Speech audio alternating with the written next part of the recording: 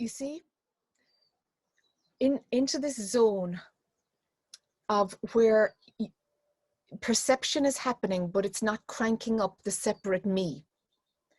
In that zone, you'll recognize, yeah, actually this moment is perfect.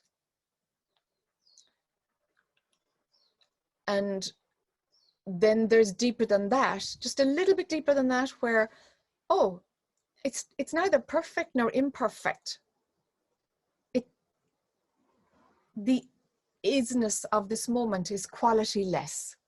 That's the deeper zone. Whichever one of those you can get into, it's fine. They're both levels of perception that are prior to the idea of a personal I that you can get identified with. Okay? Now, spiritual bypassing would be the denial of the needs of the separate I. And I'm not advocating that we deny the needs of the separate I. I want us to be able to recognize there's the thought that there isn't enough. And it's like, actually, there isn't enough. My rent is due and there isn't enough in the account. All right, how?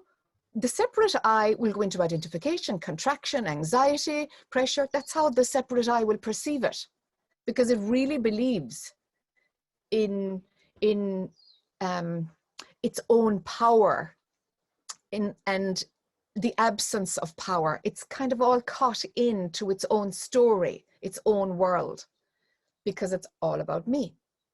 From the other lenses of perception, and I'm introducing two today, the place of where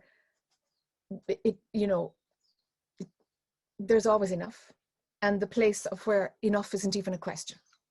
From the both of those, you can still see, actually, my bank account can't cover the rent this month. Let's see what's going to happen now. Now, it doesn't mean absconding your personal responsibilities. It means allowing the movement of pure consciousness without you copping out, without you bailing out personal responsibility. What I want to set up is a clear pathway from the perception that is deeper than the personal I, who believes there's never enough. I want to create a clear pathway which will pick up your human capabilities of common sense, personal responsibility, not getting your knickers in a twist, and doing what you need to do in order to fulfill whatever agreements you have. It's like adulting can better happen without the separate I. Now, the non-dual purists will say, well, who is the one who has personal responsibilities? And what I'm saying is that that lens of perception is included, where it really kind of might feel like you are a separate person, but you know it's not true. It's just how the world, it's like, yeah, that lens can run, but it's never believed.